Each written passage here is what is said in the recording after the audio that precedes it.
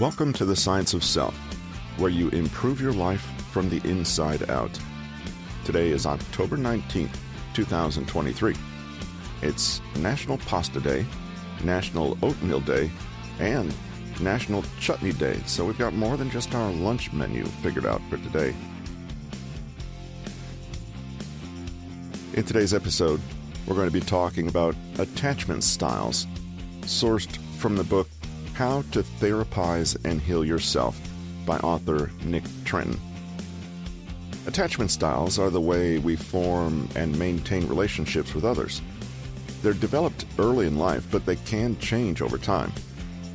Nick Trenton will take us through the 4 attachment styles, how they're developed, how they affect our daily lives, and what we can do to improve them if that's called for. Thank you for joining us today.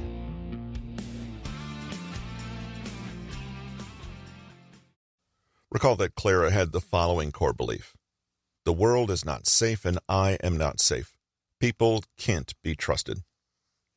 Clara can do a great deal to challenge this core belief, to reframe it, to look for evidence, and to gradually rework it into something that helps her life instead of sabotages it.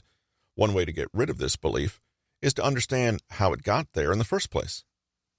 We inquire into the past not so we can blame our parents, shrug our shoulders, and say that nothing can be done, but rather so that we can understand and do better. Just like the Gestalt therapists emphasized, we grapple with the past as a way to live more freely and authentically in the present. When Clara was a year old, her parents divorced. Her mother was so sick with stress and worry that she was unable to respond to Clara's emotional needs and often got irritated with the child. Though both her parents loved her, the home environment was chaotic and unstable.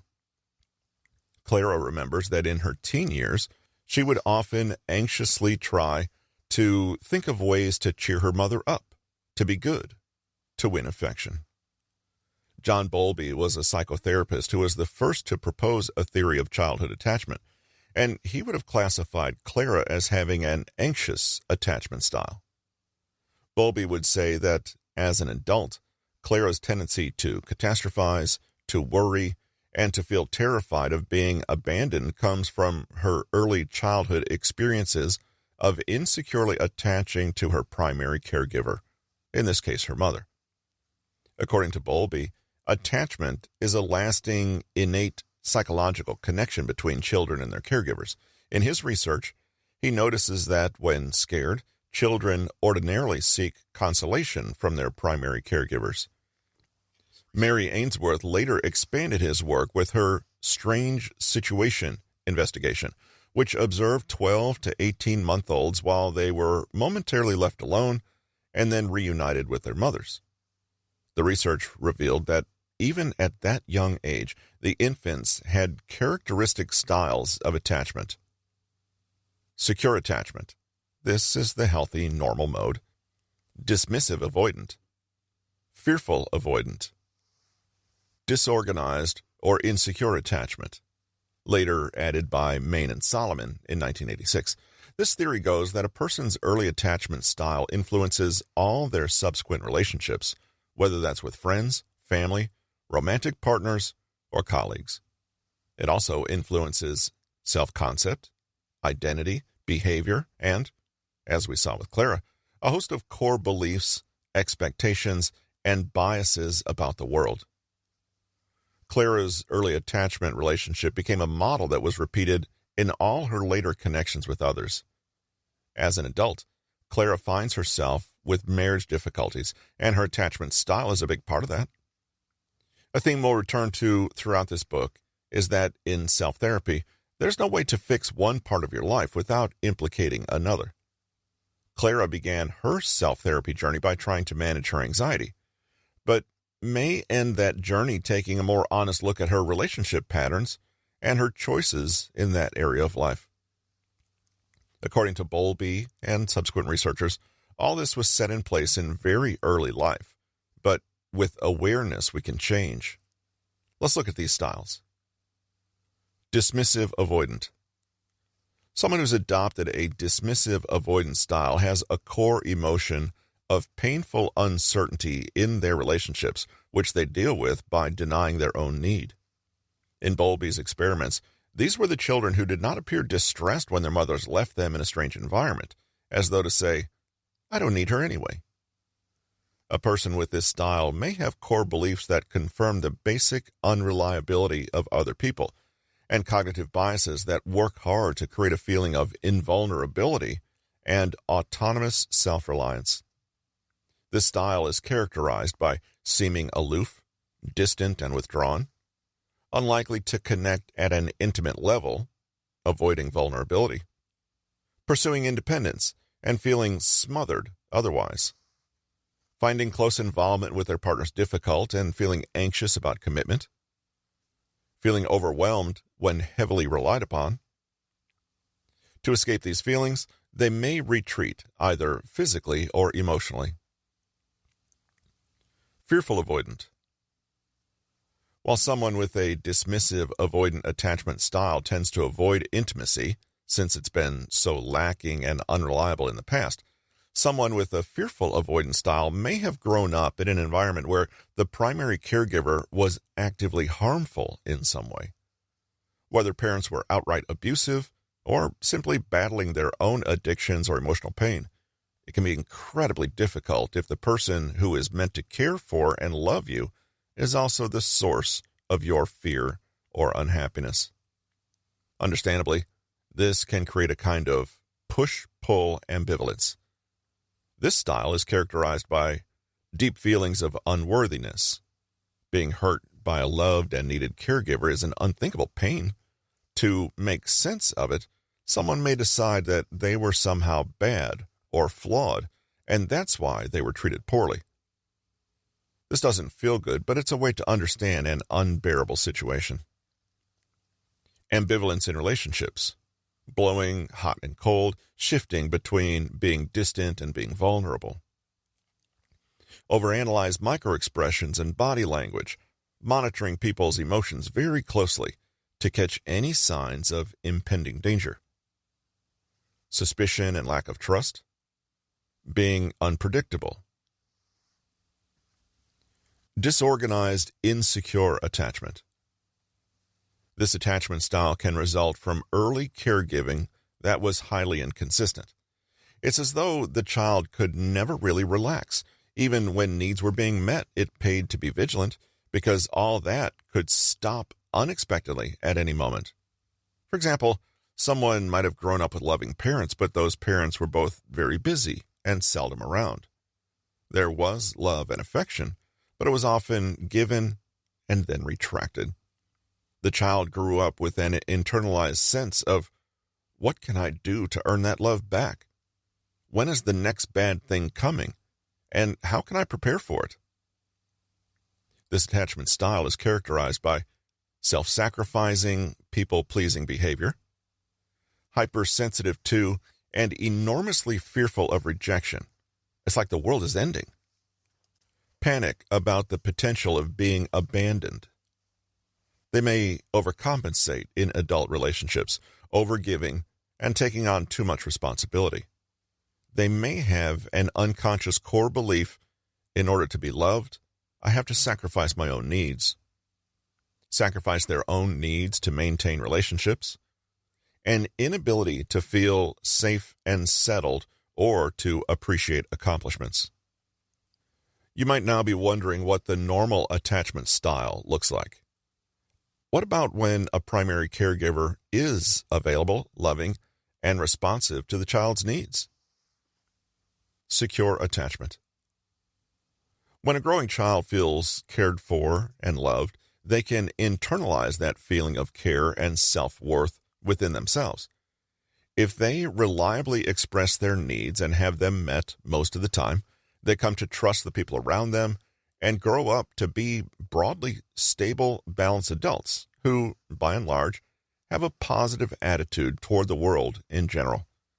The attachment style is characterized by feeling secure in relationships, are supportive, open, and available in their relationships, have healthy self-esteem and intact boundaries, are respectful of others. Find a balance between clingy and aloof, valuing both themselves and others in mature adult relationships.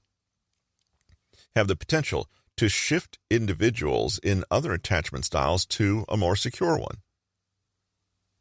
Maybe you've noticed that Clara has a mix of fearful-avoidant and insecure attachment styles. While Clara's parents loved her and she loved them, she grew up with a very real sense of their unreliability. Consequently, as a very young child, she internalized the idea that it was her job to figure out how to get her parents to meet her needs. Unconsciously, she worked hard to make others happy, to not have too many needs of her own, to not express her fears or distress, all in the hope that this sacrifice would make her an easier child to love and care for and prevent people from abandoning her. Consider again how upset Clara was when her husband was late coming home from work. Understanding her own attachment style gives her a lot of insight into why she felt this way. So, can you change? If you've recognized some of yourself in the above descriptions, don't despair. The idea is not to shrug and conclude that nothing can be done. Though our early childhood experiences have an enormous impact on our adult relationships, these patterns are just that, patterns. They're not written in stone. Here are a few ways to start healing attachment wounds and moving toward a healthier attachment style as an adult. Take ownership and responsibility for your attachment style. As children, we did the best we could with what we had. But as adults, we have the opportunity to become more aware of how we behave. The more and more aware we become, the more we're responsible for our choices here in the present. We need to acknowledge the past, understand how it has shaped us, and forgive with compassion. But we also need to take ownership of ourselves and take charge of how we want to live. If you find that you're an anxiously attached person, your task is to learn to shift inward.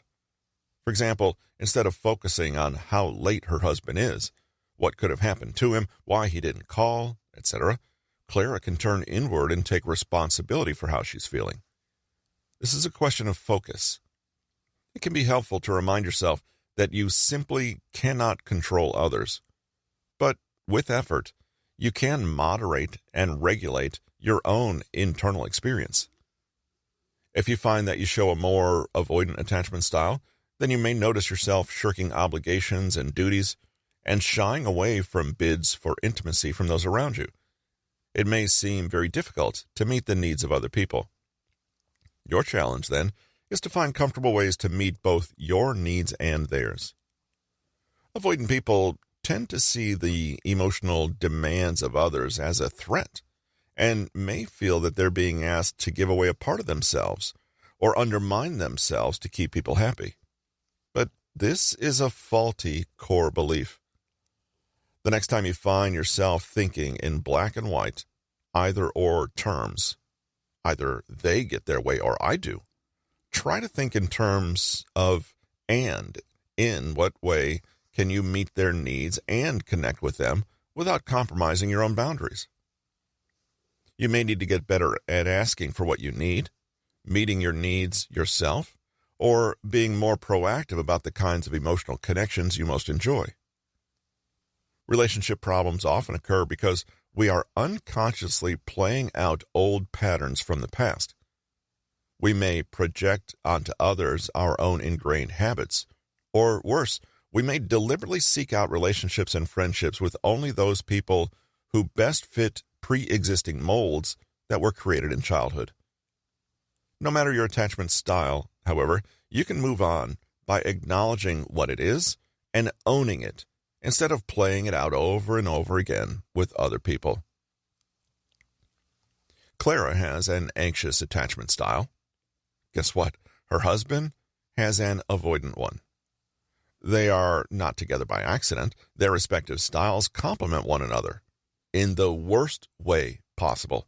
Clara is anxious, does too much, overcompensates, and pursues her husband.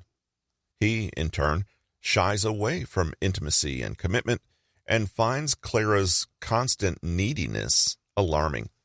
Together, they play out their mutual childhood attachment patterns.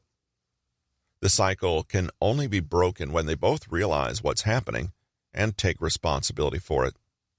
That means that Clara stops behaving as though her husband's behavior is the cause of her anxiety, and he stops behaving as though her request for reassurance is the cause of him feeling smothered.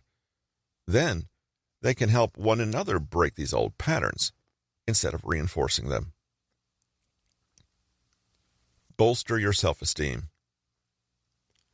Given inadequate or inconsistent parenting, many of us unconsciously come to the sad conclusion that we are somehow inferior and undeserving of complete love.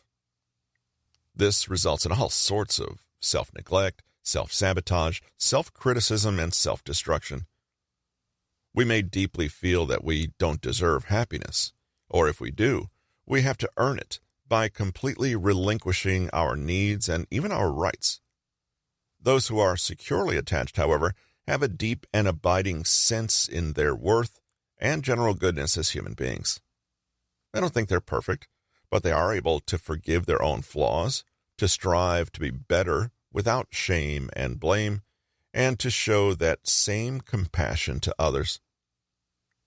Building up your self-esteem is not a shallow endeavor. It cannot be done simply by getting a new haircut, getting a raise, or convincing someone else to compliment you. Instead, it comes from a deep core of respect and self-regard for yourself as a human being. This is a fundamental, irreducible form of worth you attribute to yourself, simply because you're alive, not because you've earned it by doing this or that, or because someone else agreed that you matter, but because you are a human being, because you are who you are. With this sense of deep worth intact, you're able to forgive yourself, to be patient with yourself as you grow. Well, not to mention, you're able to keep your ego in check and not swing the other direction into narcissism.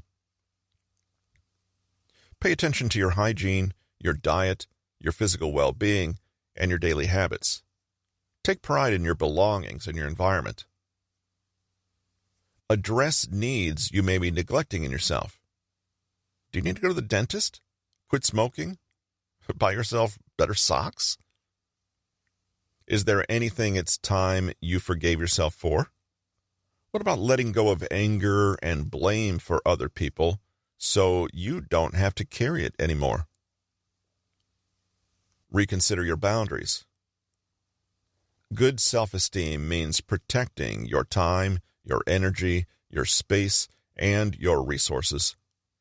Remind yourself of your values and commit to centering them more in your life. Prioritize your own joy and well-being. What really makes you happy? Why not give yourself full permission to pursue that? Part 2, Reparenting yourself. Though the concept may seem a little out there to some, the principle of reparenting yourself is very simple. It's the act of consciously choosing to provide yourself as an adult with everything you weren't provided for as a child. What Bolby and the other attachment theorists discovered is that secure attachment to a caregiver is a human need. But without that need, a child is forced to make compromises and do the best they can with what they have. The result may work, even if it's not a sustainable and healthy solution long term.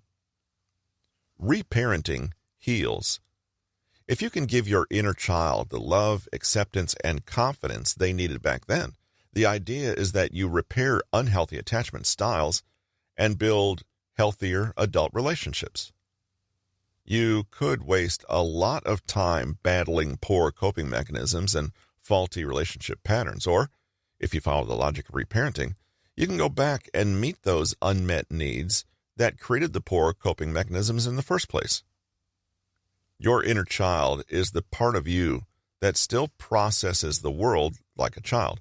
Your upbringing shapes your unconscious thoughts and feelings, and that, in turn, shapes the decisions and choices you make. Every childhood event you digest was ingrained in your brain in the past in the form of core beliefs, which affects your life in the present. Let's take a look now at Nick, who you'll recall battled low motivation, procrastination, and depression. Nick was a very sensitive child, the youngest child in a big and busy family. He walked and talked early and was very bright and vivacious, but his parents were often too exhausted to listen to him prattle endlessly for hours and would sometimes lose their temper with him. Nick has memories of being very creative. He would sing songs, dance around, make up stories, invent things, or spend an entire afternoon making a portrait of the family dog from lawn clippings and glitter stuck to the back of a cereal box. His parents were well-meaning, but they worked near constantly to provide for Nick and his brothers and sisters, and they seldom had patience for Nick's naughtiness. More than once, he was scolded for playing around when there were chores to do. Looking back, Nick feels like the thing he internalized from his childhood was the constant message, life is hard and difficult. Stop having so much fun.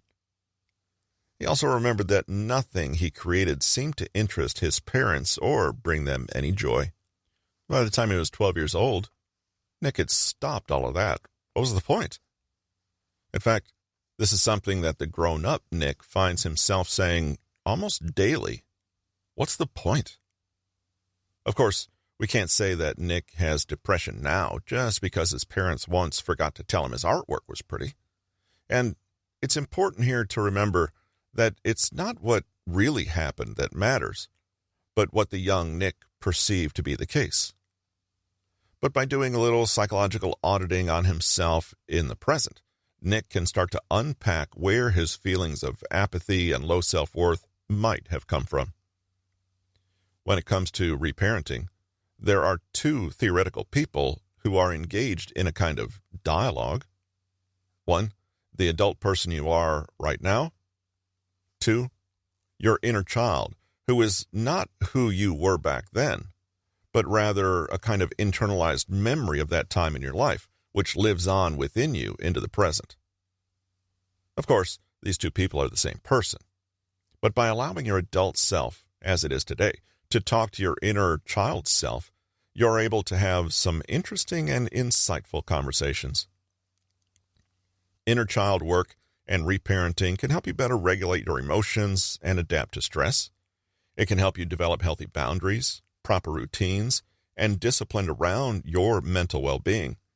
It can help you develop genuine self-care, compassion, and forgiveness, not just for yourself, but for others too. And it can reconnect you to the sometimes surprising depths of your own innate joy, wonder, hope, innocence, power, and resilience that you first experienced as a child. So, how do you do it? Of all the techniques covered in this book, reparenting is arguably the one least suited to practice on our own. A skilled and qualified therapist can help you through all aspects of reparenting yourself, and they can stand in for a parental figure during sessions in a way that may be hard to replicate on your own. That said, there are some exercises and practices that can be done without a therapist, and we'll look at one such exercise below, thinking about how Nick could try it out for himself. Step 1, become aware. This is not theoretical or purely abstract or verbal work. You are attempting to connect with your inner child. This is not a rational or linear process, and it may not look like anybody else's process. When we were children, our brains were not yet developed, and our sense of self was still new and ill-defined.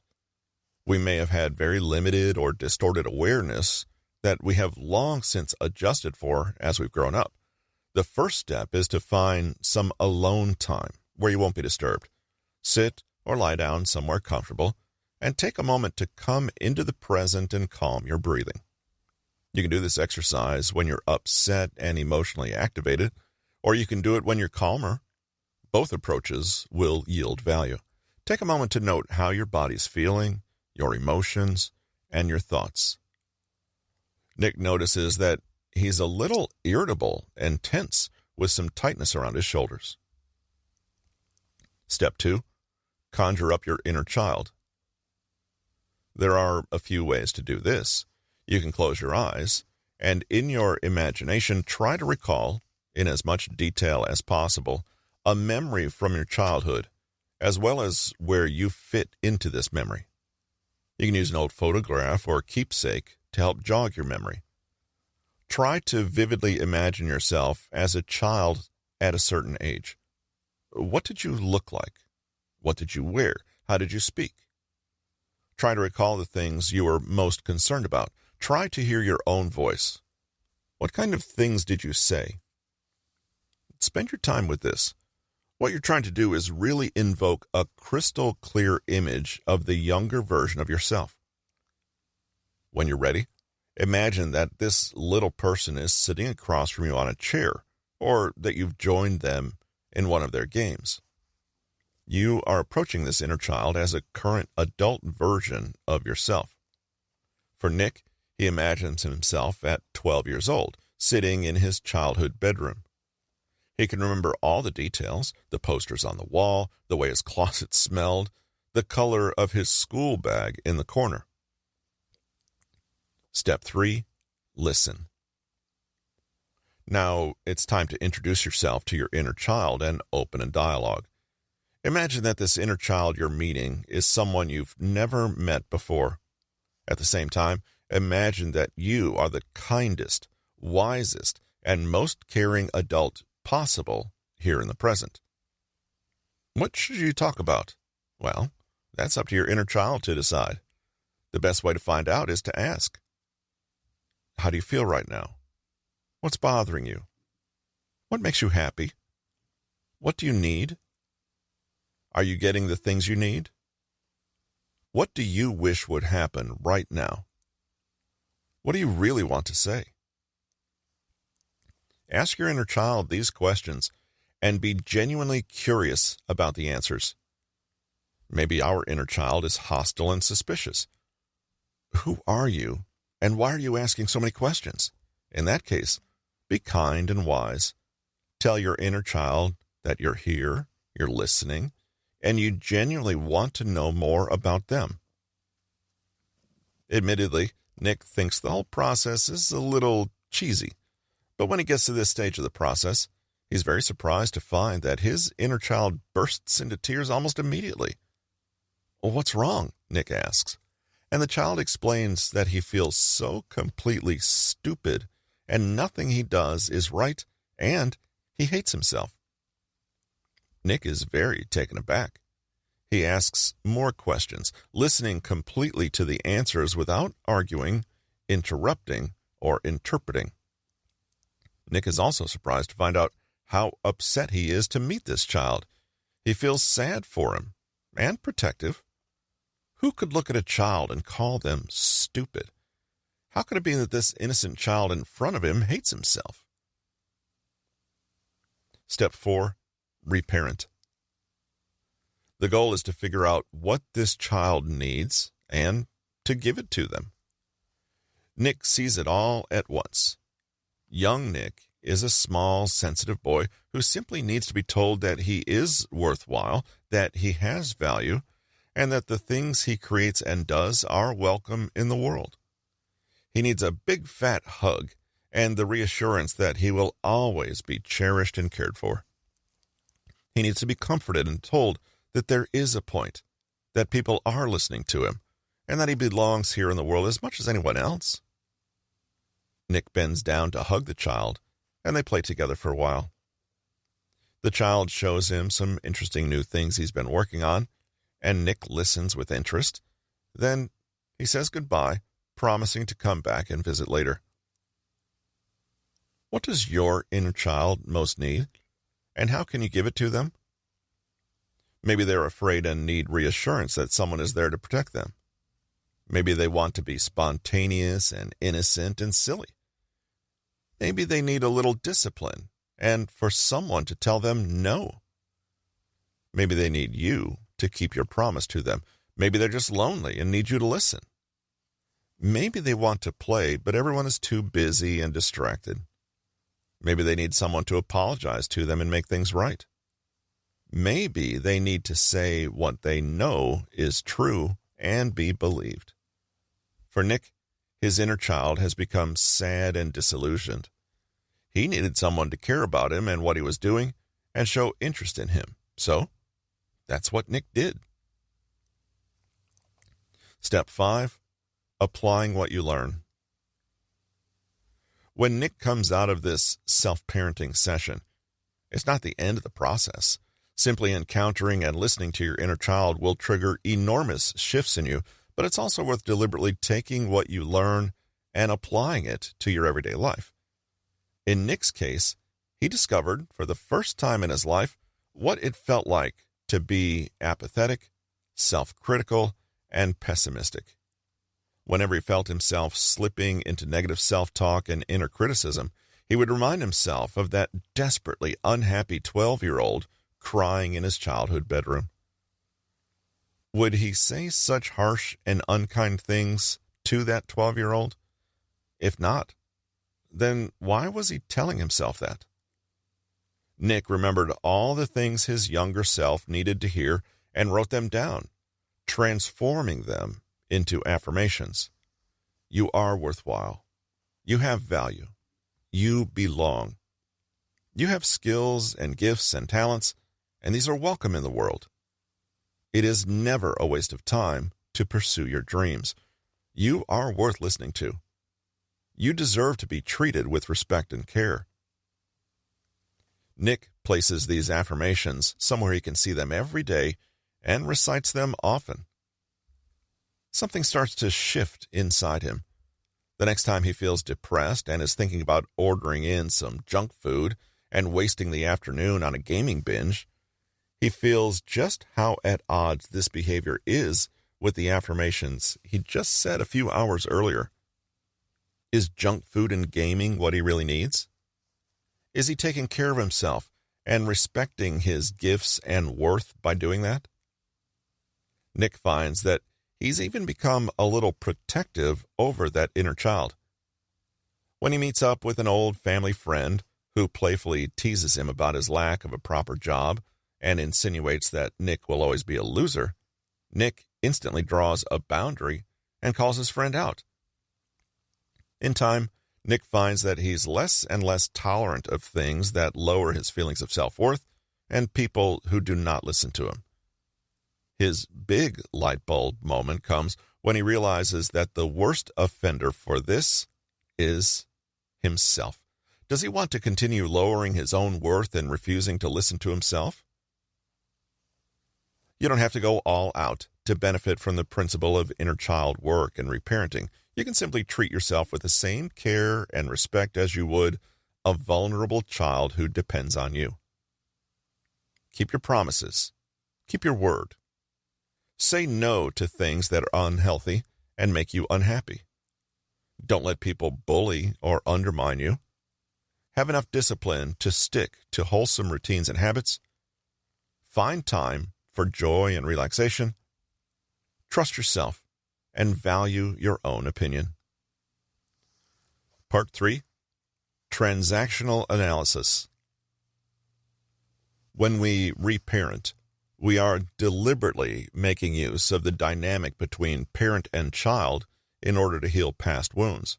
But there's another common psychological theory that draws on these parent-child dynamics, specifically the ones that already exist. Let's go back to Thea, who was trying to navigate the transition to retired life. Her core belief was that she had no value unless she worked hard and provided value to others. So when she stopped working, she suddenly felt aimless, guilty, and ashamed. Thea's inner voice was like a nagging, critical parent. Are you sure that's a good idea? You're being lazy again. Why haven't you figured this out yet? This, in fact, was also the way Thea treated others. She was always this serious and responsible one, always there to pick up other people's mess, to do the boring administrative work, to be the designated driver, and to basically play the role of parent. It's probably no surprise that Thea attracted a lot of people into her life that wanted to, well, play the child role. In the 1960s, Canadian psychiatrist Dr. Eric Byrne created the theory of transactional analysis. This psychological theory explores the modes people take on when they interact with others and the kinds of games and scripts they play in social settings. Games are patterns of social behavior that play out in predictable ways. These unconscious patterns were developed in childhood, but are also heavily influenced by culture, history, context, etc. According to TA, ego states are clusters of feelings that influence people's communication style. There are 3 ego states, shortened to PAC: parent, adult, and child. The parent is the mode based on the introjected, i.e., taken within the self, parental figures and forms from a person's early life. A parent can fall into one of 2 paradigms. They can be controlling and powerful, making demands and setting limits and rules, or they can be nurturing, protective, wise, and supportive. The way that you enter parent mode is determined by your own experiences of your parents growing up.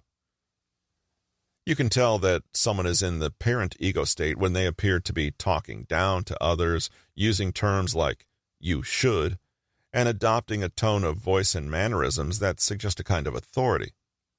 This is definitely the ego state that Thea most often finds herself in. Whether she's authoritarian or kind and nurturing, she usually takes on a mothering role for others. The adult is the system of here and now analysis. The adult can be understood as a bit like a computer trying to logically solve problems. This mode is assertive, practical, neutral, and rational, and everything it does is embedded in reality. When people are healthy, balanced, and unburdened psychologically, they naturally enter the adult ego state. People in the adult state are open and curious and base their decisions on data from the here and now, rather than distortions from the past. The child relates to experiences of the self from the past, and it's not dissimilar from the inner child we've discussed so far. There are different forms of childhood mode. The adapted child responds to parent demands either compliantly or rebelliously, rather than to its own needs. They try hard to please others and desperately want to be liked, so they comply readily with others' wishes and can come across as submissive, timid, or lacking boundaries. On the other hand, they may make a show of flouting rules and boundaries, pushing strongly against them. In either case, the behavior is always primarily in response to the parent's demands. The free or natural child responds primarily to its own needs and is spontaneous. They're intelligent, creative, and joyful, but may be inconsiderate of other people's needs. The somatic child reflects a time in childhood when body issues were prominent. A person fully identified with the somatic child ego state may have a host of physical complaints rather than psychological ones. Incidentally, Nick may often find himself in this mode, especially when he's sulking on the sofa, saying he doesn't want to do any chores. What's the point of knowing all this? Traditionally, TA was used as a way for people to understand human interaction and communication. It provided a useful framework to better recognize misunderstandings and conflict so they can be minimized. But in the self-therapy context, the theory is useful for helping each person understand the ego state with which they approach other people and how this impacts the way they interact and communicate. A person doesn't live in the same ego state forever.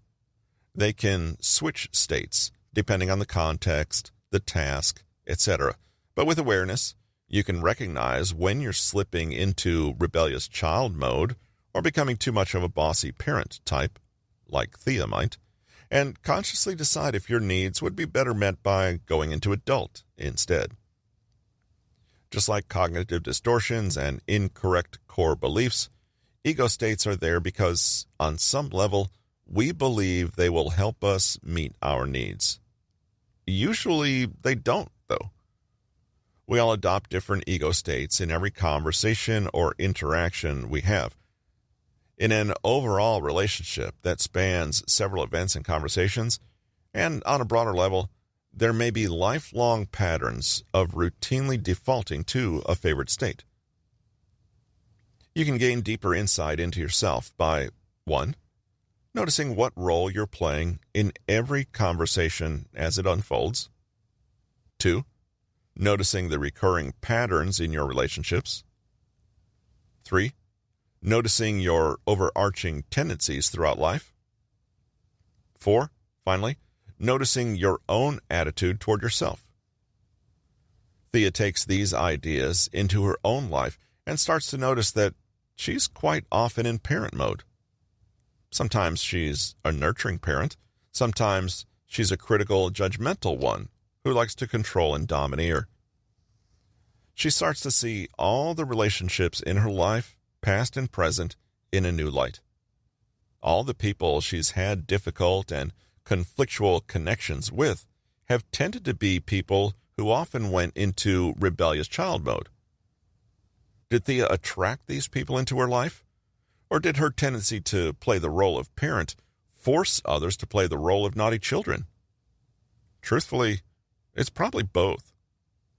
Most importantly, Thea realizes that she plays out this same dynamic with herself intrapsychically. It's as though the stern and critical inner parent is always stepping in to make a snide comment about the rebellious and strong-willed child.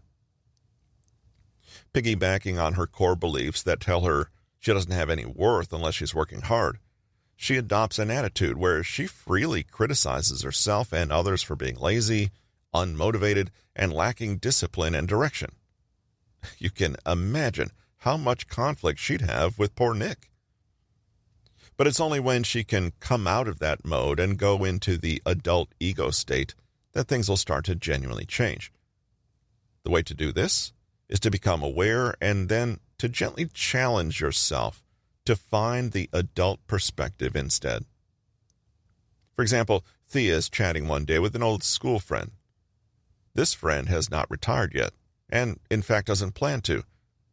Thea finds herself saying things like, "Oh, that sounds great. You should just remember to top up a little pension pot anyway, just in case." Taken from someone who has retired, "It's not what you think. Let me tell you how it is." Well done for you. I've always admired how disciplined and dedicated you are. Are you sure you thought clearly about how the next 10 or 20 years will play out, though? You're smart enough, though. Are you sure this job will be challenging enough for you? Now, all the above may fit seamlessly into pleasant conversation and is not a problem as such, but go back and read them again and see if you can hear the parent ego state, both the supportive version and the critical version. Because of Thea's own core beliefs, assumptions, and personal psychological filters, she's adopting the role of perpetual parent. She's taken it upon herself to be the expert. Let me tell you how it really is. And is offering both praise and criticism from a position of assumed authority and parental concern. If Nick, from our earlier example, paid attention to the way he spoke in interactions, he'd probably notice patterns for his own ego state. Can you guess which one? God, just 5 more minutes, and then I'll get up. I know I shouldn't have pizza for dinner again, but to hell with it. The doctor said my blood work came back just fine. That was super helpful, right? Idiot. That's just your opinion. Look, I'll try, but I'm not making any promises. Again, any one of these phrases alone doesn't mean much, but as a whole, they might hint at a recurring pattern of rebellious child ego state. Consider the last one. I'll try, but no promises. There's the acknowledgement of external life demands, but already there's the preparation to avoid, shirk, and rebel against them. Now, can you imagine what would happen if Thea and Nick had a conversation together? In fact, try to imagine that Thea is Nick's mom. It's easy to, right? Eric Byrne, the founder of TA, would say that when these two get together, they have compatible and mutually reinforcing styles that trap the both of them in a mutual pattern, what he called a game. One of Byrne's most recognizable games is one he calls Yes, But. Take a read and see if you've encountered this game before. Perhaps you've even played both parts of the script. Nick: I just wish I knew why I always felt so fatigued all the time. Thea: I keep telling you, it's your diet. You need to test for vitamin deficiencies with the way you eat.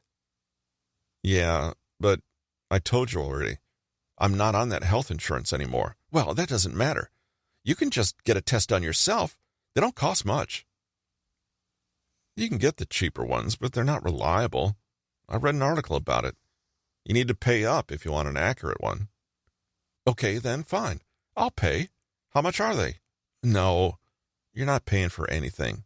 It's not a vitamin deficiency anyway.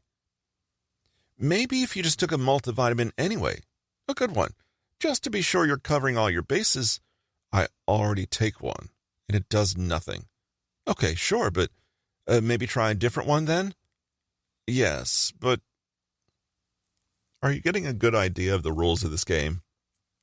Thea, the parent, plays the role of trying to solve the problem of Nick, who plays the role of the rebellious child, who has a problem that cannot or will not ever be solved. According to Berne, games like this can carry on indefinitely and will only change when one of the parties changes their ego state. Let's imagine that Thea is learning more about herself and more about the automatic parent role she takes all the time. Let's say Nick is indeed her son and that she's at her wit's end trying to help him. Knowing more about her own attachment style, her core beliefs, and the roles she takes in interactions, Thea realizes the part she is playing in continuing the drama with her son Nick. How does anything change? Not by them playing another round of Yes, But. Instead, it changes when both of them can come into the adult ego state. Now, there are many, many different games that Byrne outlined. It's worth reading his 1964 book, Games People Play, to get an overview. But what matters is simply that you start to pay attention to the recurring and unconscious patterns that may be going on in your own life. What role do you play to keep these stereotyped interactions going? Are you always playing at being helpless, challenging others to come and save you only so you can come up with reasons why they can't? Are you the eternal fixer-upper who's always finding someone who plays at being impossible to fix? Do you play the game Byrne called Please Don't Kick Me? This is played by men whose social manner is equivalent to wearing a sign that reads, Please don't kick me. The temptation is almost irresistible, and when the natural result follows, he cries piteously, But the sign says don't kick me. Then he adds incredulously, Why does this always happen to me? Do you often find yourself playing a game of let's you and him fight, where you encourage two suitors to compete for you? Are you often playing the role of a persecuting and nitpicking lawyer who hides his attacks in passive aggression? Or are you most often the helpless victim who secretly doesn't mind being picked on because it absolves him from having to make his own choices? TA is a fascinating lens through which to look at human interactions, and if you're honest with yourself, can provide rich insight into your most authentic and knee-jerk behaviors. In the next conversation you're in, ask yourself, what role am I playing? And the other person? Are we playing out a script we've gone through before? What's the payoff for both of us? Am I in parent, adult, or child ego state? And them? Is this game helping me achieve what I want? If not, how would I like to change things? Summary. If we want to know who we are now and why we are that way, we need to look at what came before, i.e., our childhoods. Bolby outlined different styles of infant attachment, secure attachment, dismissive avoidant, and fearful avoidant, and showed how each shaped the adult's relationship patterns. We can become aware of and take responsibility for our attachment styles as adults in the present. Working on self-esteem and having relationships with people with secure attachment styles are ways we can mitigate our early programming. You can also heal wounds from the past by reparenting, which is consciously choosing to provide yourself as an adult with everything you weren't provided with as a child. With visualization, our present-day adult goes back to engage with and heal their inner child. Become aware, conjure up the inner child, and dialogue with them, truly listening to what they say. Then, commit to giving them what they need. It's important to apply the lessons learned in real life, for example, by setting boundaries or embracing healthier habits and routines. Eric Byrne's transactional analysis is another way to understand our ingrained and stereotypical relationship patterns. Berne outlined 3 ego states we can occupy: parent, child, and adult. These unconscious patterns shape the games we play, but with conscious awareness, we can shift into a more neutral adult ego state. It's worthwhile asking yourself what role you most often play and what games recur in your life so that you can consciously choose something different.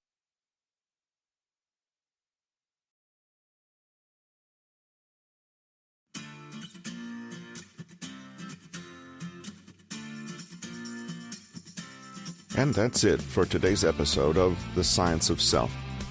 I hope you learned something about attachment styles and how they can impact our lives.